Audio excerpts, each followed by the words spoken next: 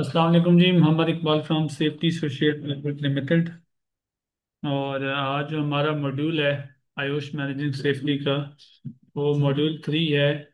इसके अंदर हम कसरत पढ़ेंगे। आज थोड़ा 10-15 मिनट की ट्रेनिंग होगी। ठीक है, इंशाल्लाह कल हम बाकी ट्रेनिंग भी कवर कर लेंगे। तो मॉड्यूल नंबर 3 है कंट्रोलिंग रिस्क। रिस्क को कैसे कंट्रोल किया जाए, खतरे को कैसे कंट्रोल किया जाए। तो रिस्क के बारे में आप ऑलरेडी पढ़ चुके हैं। तो अभी हम उसके कंट्रोल के बारे में पढ़ेंगे कि कंट्रोल कैसे किया जाए।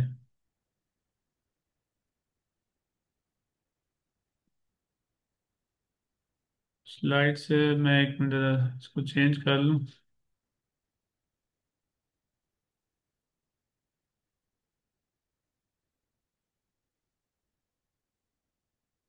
एक मिनट मैं आपके साथ शेयर कर रहा हूँ।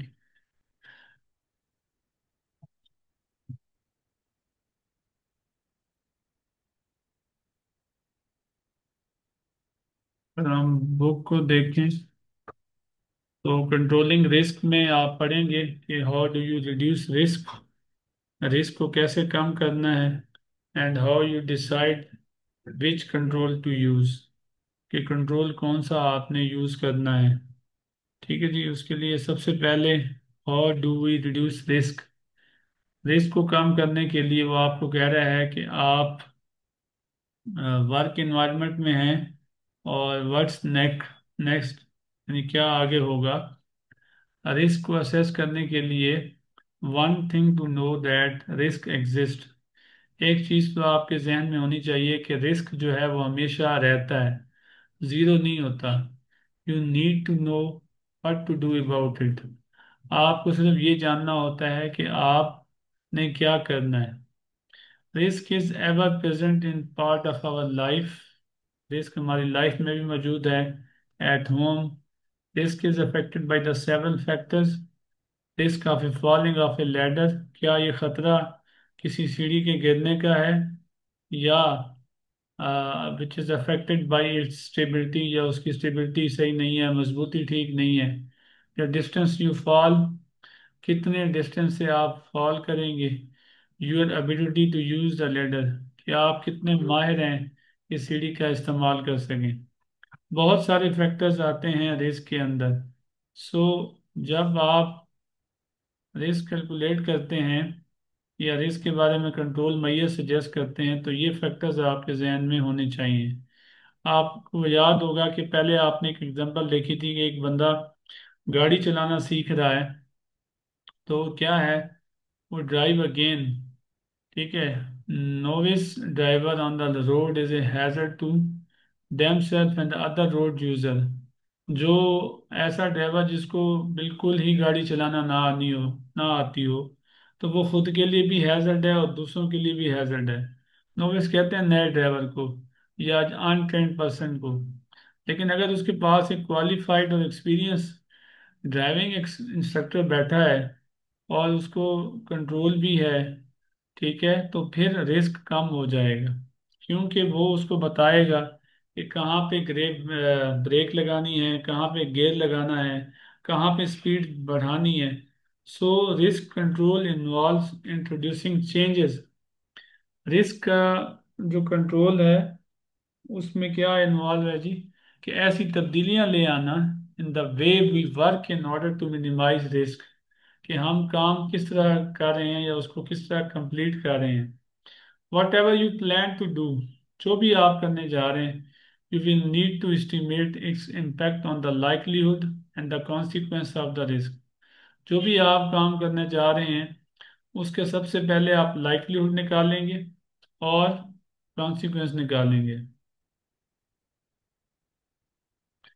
अच्छा, उसके बाद रिस्क आपको पता है दो चीज़ों से मिलकर बनता है, एक लाइकलीहुड और एक कॉन्सिक्वेंस। अब हम जरा स्लाइड्स पे जाते हैं कि स्लाइड्स के अंदर क्या है।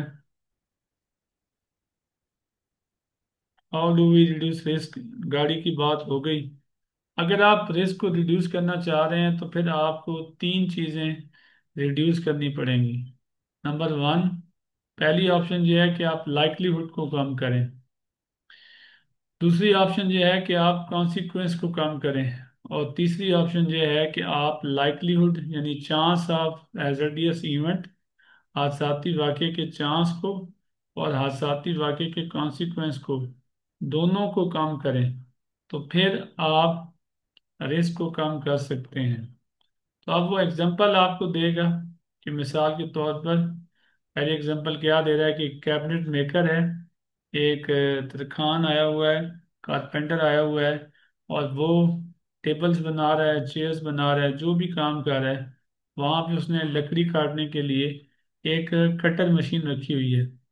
उस कटर मशीन को चलाते वक्त क्या रिस्क है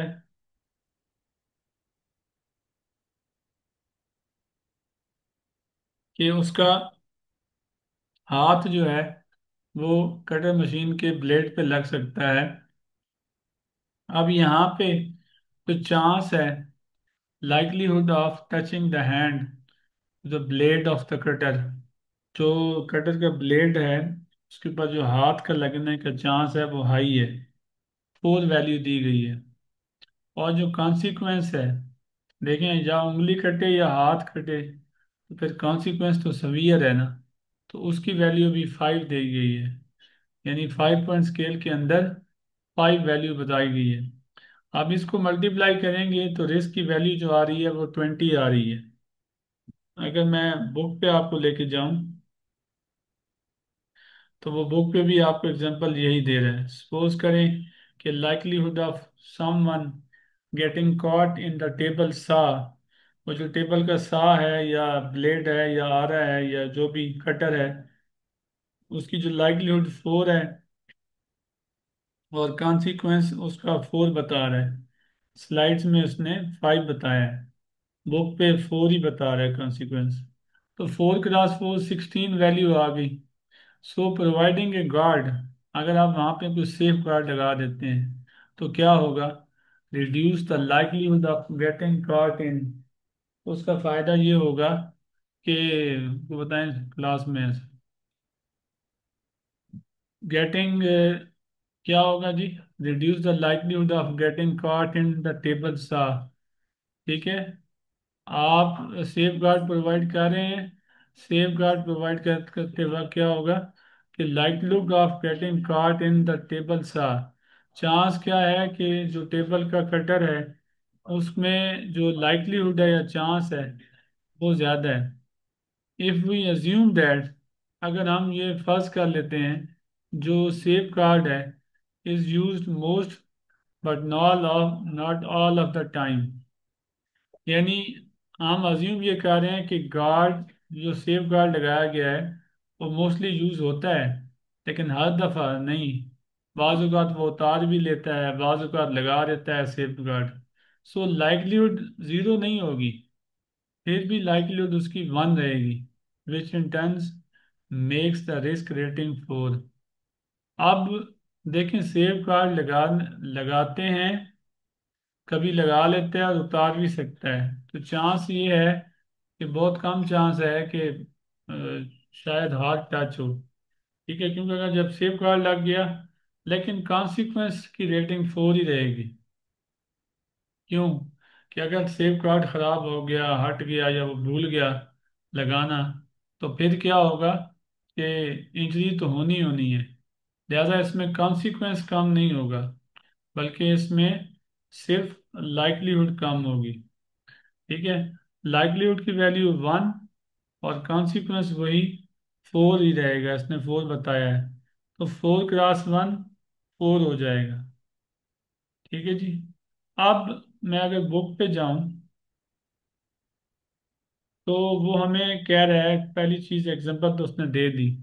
अब इस एग्जांपल में लाइवलीहुड कम हो रही है कि एक सेफ गार्ड लगाने से कटर मशीन के ऊपर, ब्लेड के ऊपर सेफ गार्ड लग गया, तो जब वो लकड़ी लगाएगा काटने के लिए तो हाथ का जो कटिंग मशीन के साथ या कटर के साथ जो टच होना है, जो लगना है, उसका जो चांस है वो रिड्यूस हो गया है।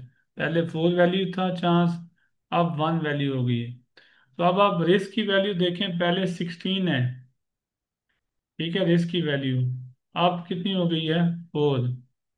ठीक है, तो डिड यू नो, अब ये कोई आपको थोड़ी सी स्टोरी सुना रहा है, वो सुन लें आप।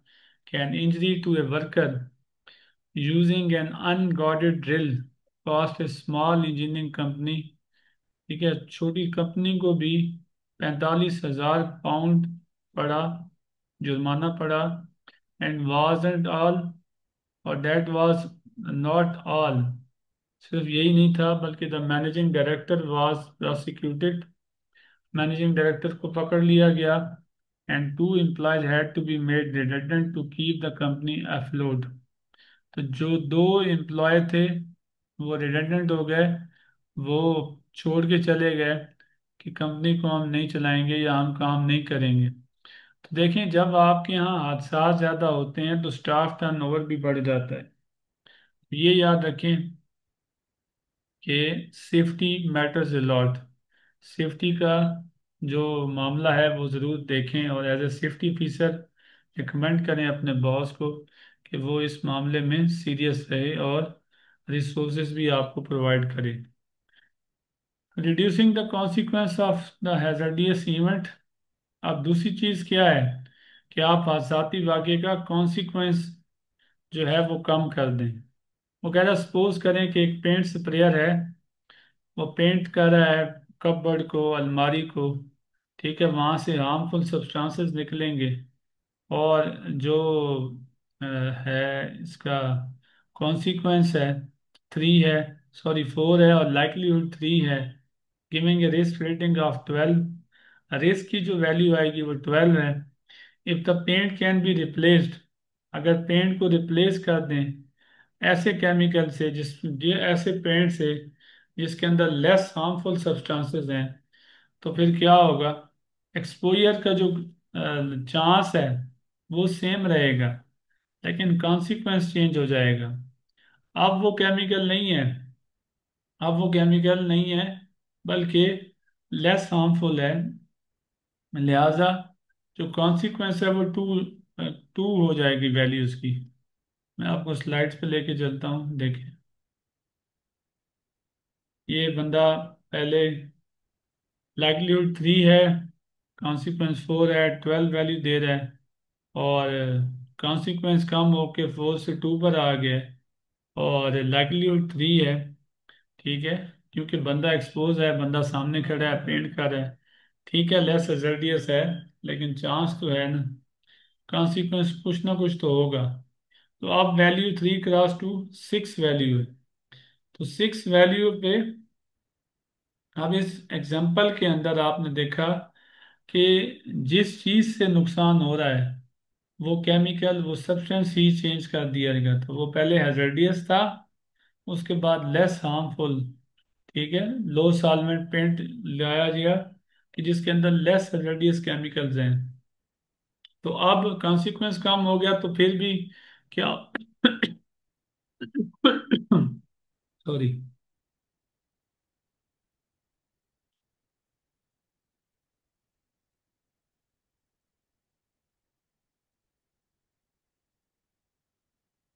तो रिस्क की वैल्यू कम हो गई। तो अगर आप रिस्क को कम करना चाहते हैं तो कॉन्सिक्वेंस को कम करें। तीसरी एग्जांपल ये है कि इसमें लाइक्लीहुड भी है और कॉन्सिक्वेंस भी है, दोनों को आप कैसे कम करेंगे। वो कहता है रिस्क की वैल्यू है, फर्ज करें वही बंदी पेंट कर रही है, और उसमें जो कॉन्सिक्वेंस है वो 4 है, लाइक्लीहुड 3 है, और रिस्क की वैल्यू 12 है। अब क्या है कि आप उस लड़की को एक रिपोर्ट रिपोर्ट दे देते हैं, वो रिपोर्ट की मदद से पेंट कर रही है, और खड़ी भी बाहर है, कैबिन के अंदर पेंट हो रहा है, रिपोर्ट भी है, और केमिकल भी लो सॉल्वेंट है, लेस हजार्डियस है। लेस हजार्डियस है तो कॉन्सिक्वेंस कम होगा, लड़की को कोई एक्सपोजर नहीं हो रहा, ना उसकी सांस में कोई केमिकल्स जा रहे हैं, ना कोई मिस्ट है, ना कोई वेपर्स हैं, लड़की बाहर खड़ी है। अब इस केस में लाइक्लीहुड भी कम है और कॉन्सिक्वेंस भी कम है, तो रिस्क की वैल्यू 4 हो जाएगी, तो 12 से 4 पर आ गया, तो रिस्क कम हो गया। तो रिस्क को कम करने के लिए आपने 3 ऑप्शंस इस्तेमाल करनी है। नंबर 1, लाइक्लीहुड को कम करें या कॉन्सिक्वेंस को कम करें या लाइक्लीहुड और कॉन्सिक्वेंस दोनों को कम करें।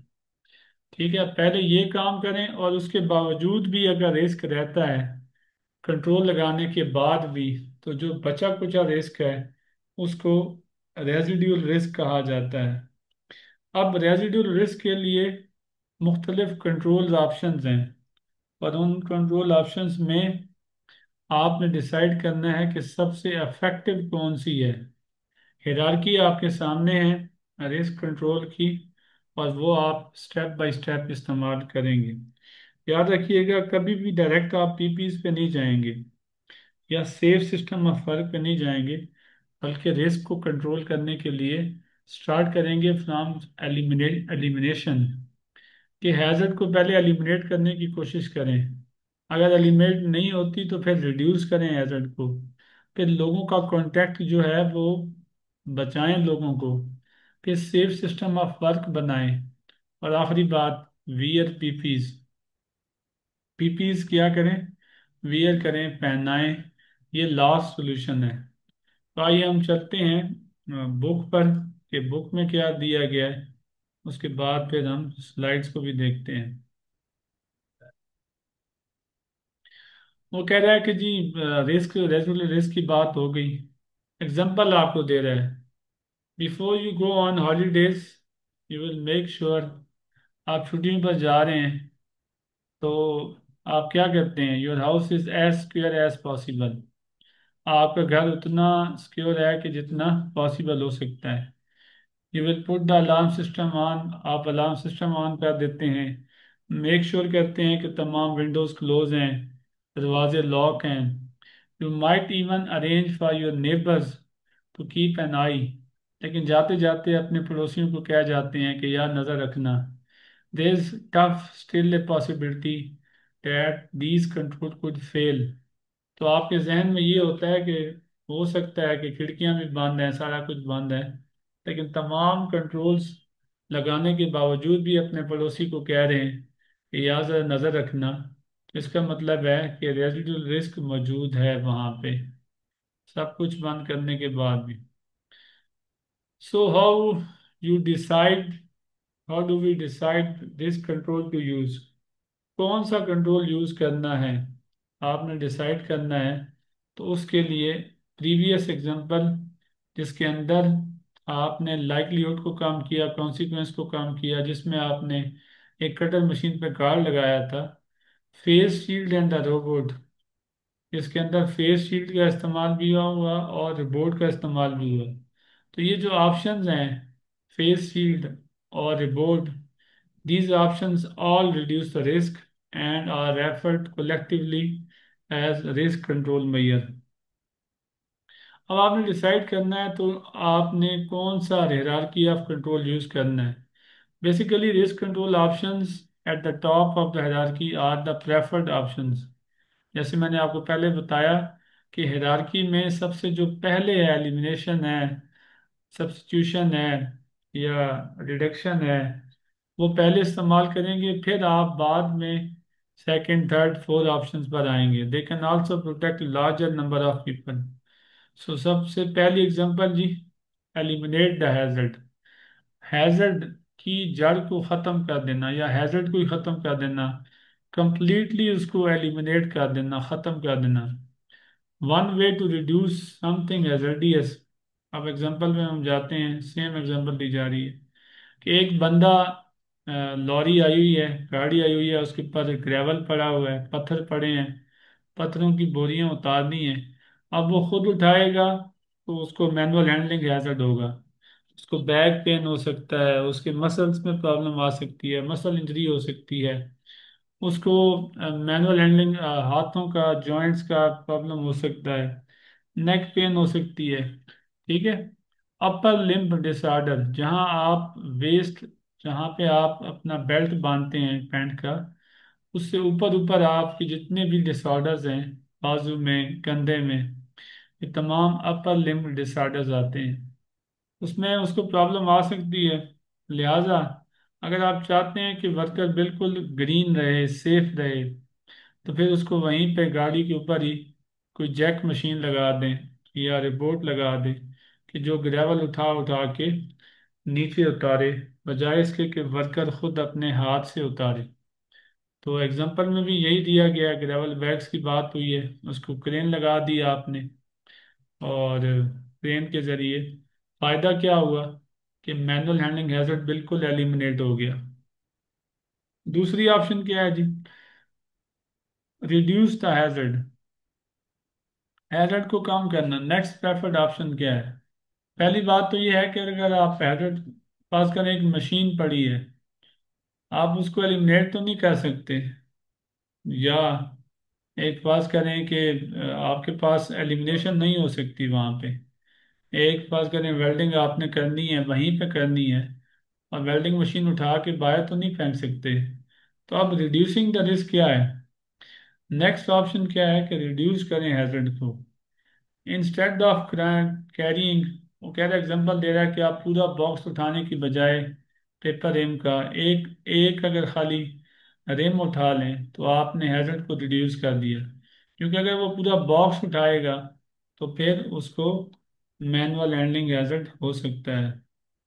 ये देखें, ये बॉक्स उठाने की बजाय एक पेपर रिम लेके आ रहा है, तो उसने रिड्यूस कर दिया। Another way to eliminate the hazard, एक और तरीका क्या है कि सब्स्टिट्यूट कर दें। मसलन आपका प्लान है कि आप बाई रोड जा रहे हैं, बाई रोड एक्सीडेंट्स ज़्यादा होते हैं लेकिन ट्रेन पे एक्सीडेंट्स कम होते हैं। तो अब आपने अपने हैजर्ड्स को सब्स्टिट्यूट कर दिया या रिड्यूस कर दिया, या लेस हैजर्डियस सोल्यूशन पे आप चले गए। तो लेस हैजर्डियस सोल्यूशन भी एक ऑप्शन है कि जिसके अंदर हैजर्ड रिड्यूस हो जाता है या रिस्क भी कम हो जाता है। अच्छा, आप फर्दर रिस्क को कंट्रोल करने के लिए गाड़ी अपनी करवा लेते हैं। पहले आप लोकल ट्रांसपोर्ट में जा रहे थे, अब आपने अपनी गाड़ी करवा ली, उससे ड्राइविंग लाइसेंस पूछ लिया और उससे बात कर ली। अगर तो वो एक्सपीरियंस प्रोफेशनल है तो आपके दिमाग में रिस्क का लेवल कम हो जाएगा। ठीक है जी, बुक पे जाएं तो बात यही हो रही है कि जी आपने सफ़र करना है, ट्रैवलिंग करना है, बिजनेस में decide that road travel is riskier, road travel riskier है, लिहाजा ट्रेन पे चला जाए। और इनकरेज करेंगे स्टाफ को कि train for business trips where possible. अच्छा, मज़ीद ये है कि ट्रैवल को मज़ीद सेव करने के लिए high safety standard is used. उसमें ड्राइवर की आप जो है वो लाइसेंस चेक कर लें, तो उससे भी आपको थोड़ा सा हैजर्ड रिड्यूस हो जाएगा आपके माइंड में। ज़ीरो नहीं होगा लेकिन कम हो जाएगा। एलिमिनेशन और सब्स्टिट्यूशन के बाद तीसरी ऑप्शन क्या है कि आप लोगों का जो कांटेक्ट है हैजर्ड के साथ वो कम कर दें।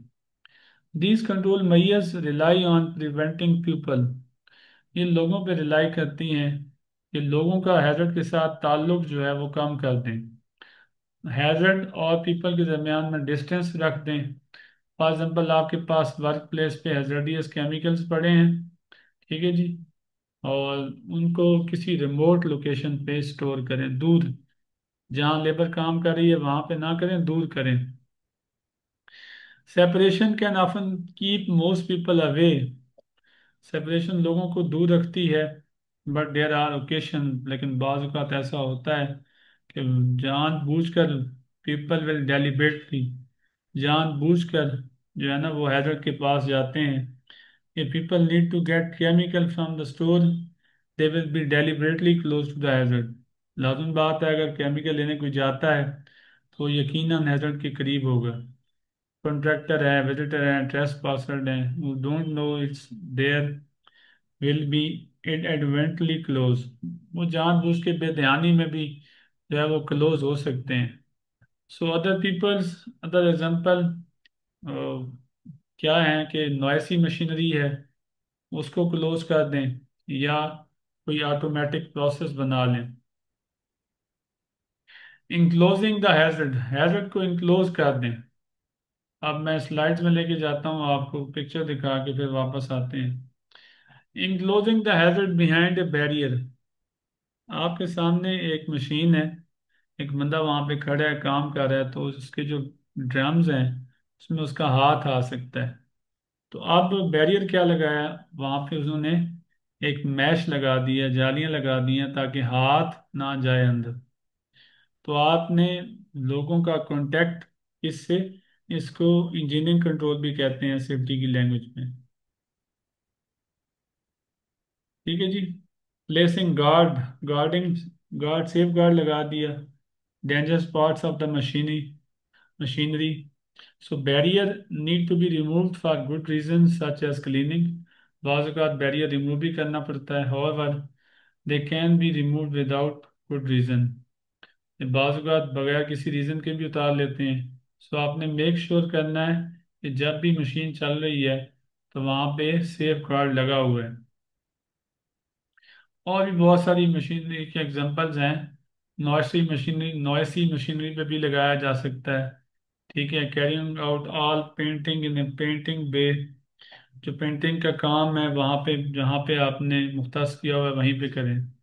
और एग्जांपल्स भी हो सकती है। तो नेक्स्ट कंट्रोल मेजर क्या है, safe system of work, procedure बना देना।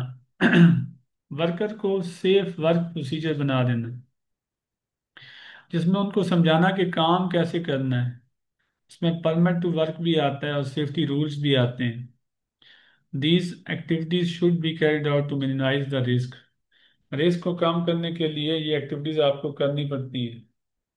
अगर बंदों को पता है, if the people understand how important is, ठीक है, to work in a particular way, it's more likely that they will follow procedure. सबसे बड़ी चीज होती है कि लोगों की ट्रेनिंग करवाएं। अगर वो रिस्क को प्रॉपरली समझते हैं और उनका जो रिस्क परसेप्शन लेवल है वो ठीक है, तो फिर यकीनन वो आपके सेफ्टी के प्रोसीजर को फॉलो करेंगे, परमिट को भी फॉलो करेंगे, रूल्स को भी फॉलो करेंगे। वैन फॉलो, जब वो फॉलो करेंगे तो सेफ सिस्टम ऑफ वर्क बहुत ज़्यादा रिस्क को मिनिमाइज कर देता है। एक बहुत अच्छी एग्जांपल क्या है कि जॉब, एक नॉइसी इन्वायरमेंट में जॉब हो रही है on rotation bye 2 or 3 people, so that each individual exposure to noise is limited। एक नॉइसी मशीनरी है, बहुत ज़्यादा नॉइस, 85 डेसिबल से ज़्यादा नॉइस जो है वो रिस्क है। अब वहाँ पे 2 घंटे की रोटेशन है, 3 घंटे की रोटेशन है, 2 या 3 बंदे काम कर रहे हैं, लेकिन 2 2 3 3 घंटे वहाँ पे काम करके वहाँ से निकल आते हैं। तो ये एक अच्छी एग्जांपल है सेफ सिस्टम ऑफ वर्क की।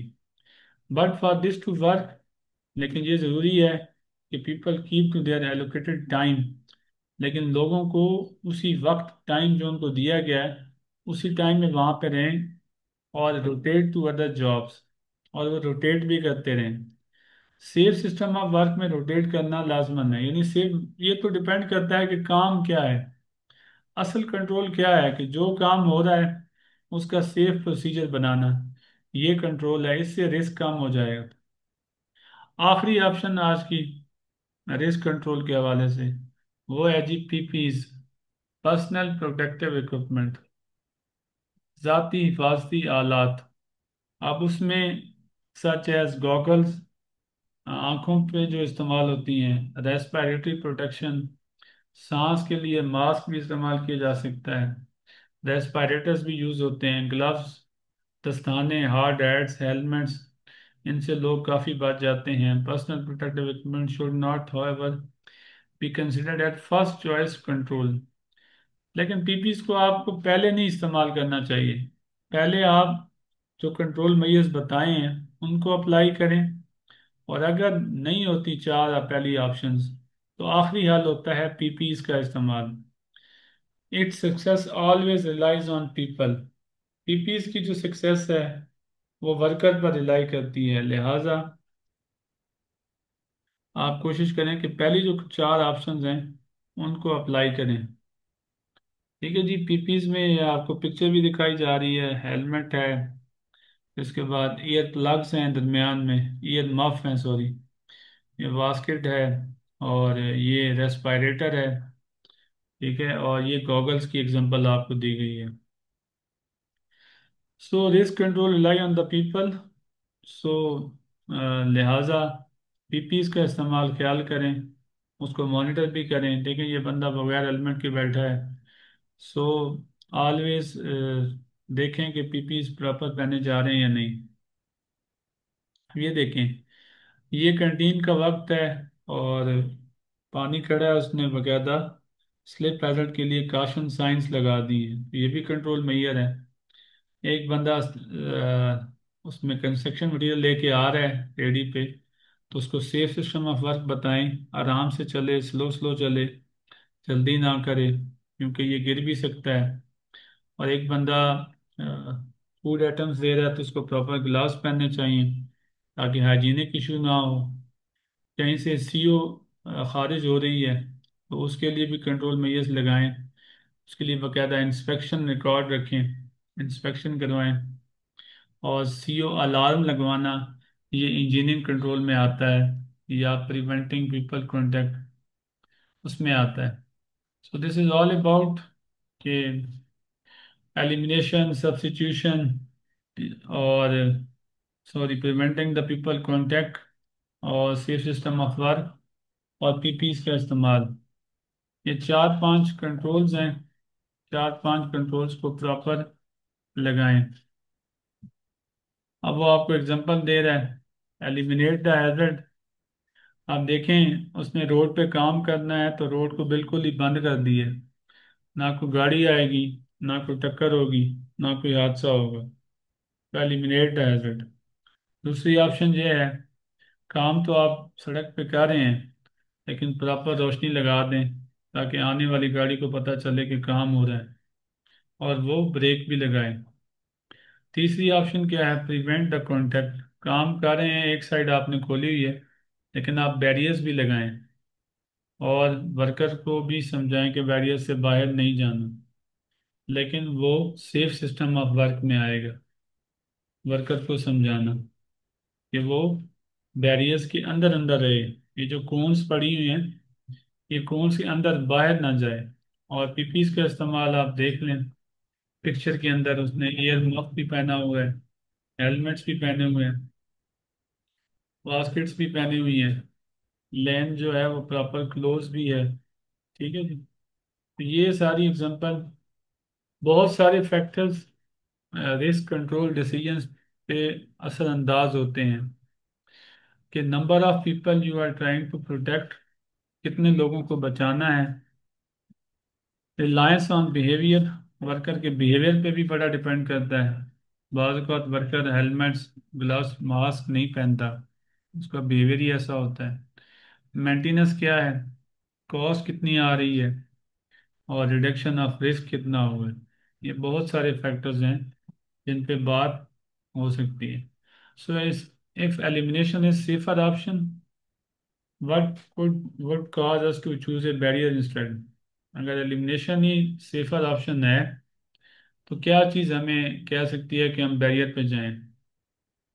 देखिए, काम करना भी ज़रूरी है, काम आप बिल्कुल बंद नहीं करवा सकते, ट्रैफिक चलाना भी ज़रूरी है, लिहाजा आपको मजबूरन उस ऑप्शन पे जाना पड़ता है। रेस को रिड्यूस करें लेकिन जहाँ तक पॉसिबल हो सकता है वहाँ तक कोशिश करें कि उसको रिड्यूस करें, जितने पैसे कम से कम लगें।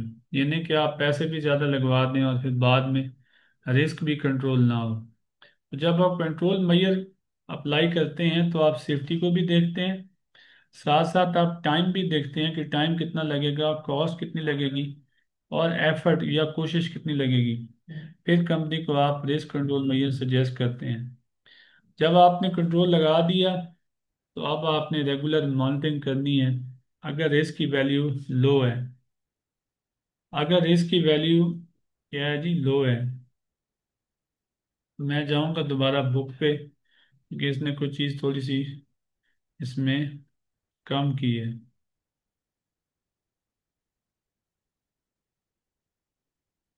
ये बातें होगी बिहेवियर की, मेंटेनेंस की, रिस्क कंट्रोल ऑप्शन की बात हो गई। आगे चलते हैं। Did you know about 3500 people are killed every year. 3500 बंदा हर साल मर जाता है, 40,000 इंजर्ड हो जाता है। There are 250,000 accidents incidents 3 lakh casualties हो जाती हैं। Direct cost of accidents that cause injury are about 3 billion pound in year. एक केस स्टडी आपको बता रहा था कि आपके जहन में। अच्छा जी। Now you may be wanting when you have done enough in terms of reducing risk, अब आप रीजनेबली प्रैक्टिकेबल होना चाह रहे हैं। इसका मतलब है कि cost in terms of time, effort, money और इनकन्वीनियंस क्या है। रिस्क कंट्रोल कहीं ये नहीं कि आउटवेट तो नहीं हो रहा, मतलब बेनिफिट से ज़्यादा तो नहीं हो रहा, बेनिफिट ही नहीं हो रहा।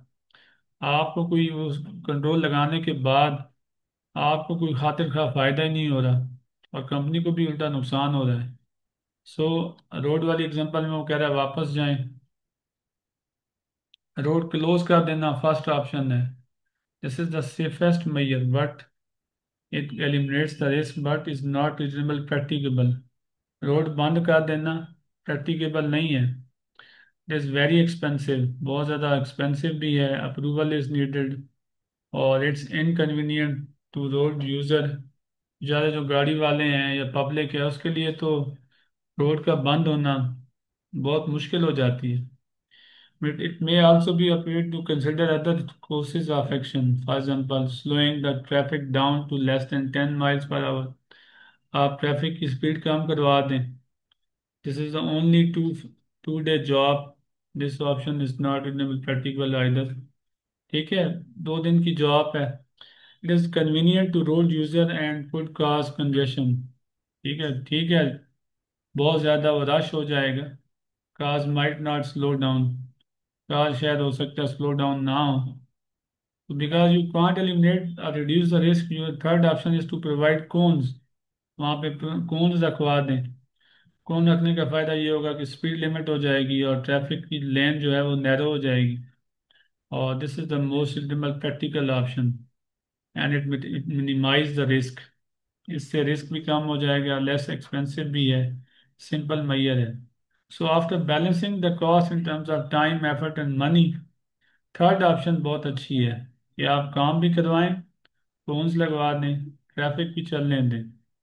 ठीक है जी, हर जगह पे जो कंट्रोल्स होगा वो डिफरेंट होगा। आखिरी चीज, most organisation do not know what accident in ill health really cost them in the time and money.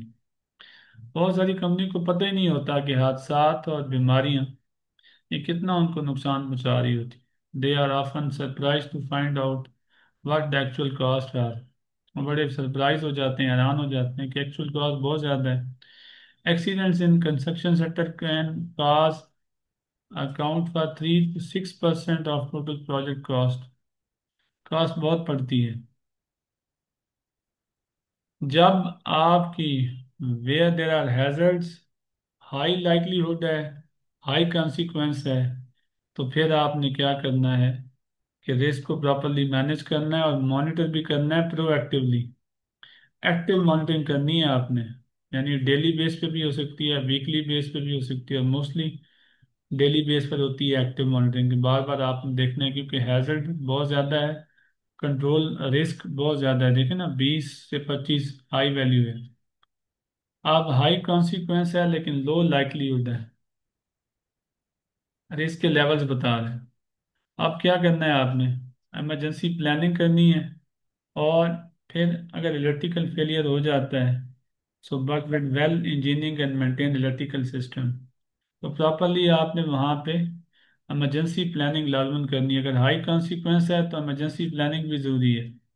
Low consequence है और हाई लाइकलीहुड है, कॉन्सिक्वेंस कम है लेकिन लाइकलीहुड ज़्यादा है। अब कॉन्सिक्वेंस कम है तो फिर क्या करना है आपने, there should be dealing with these already. For example slips, trips and falls can often be manage through good house keeping. तो गुड हाउस कीपिंग सिस्टम वहाँ पे रखें तो आपका ये रिस्क कम हो जाएंगे। लो कॉन्सिक्वेंस है, लो लाइकलीहुड है, फिर आपको कुछ करने की ज़रूरत नहीं है, लेकिन आप मॉनिटर करेंगे मोर ऑफन देन नॉट। जो आप रूटीन में कहते हैं आप इसको मंथली भी लेके जा सकते हैं। तो this is all about control mayor. कोई सवाल हो तो मुझे बताएं।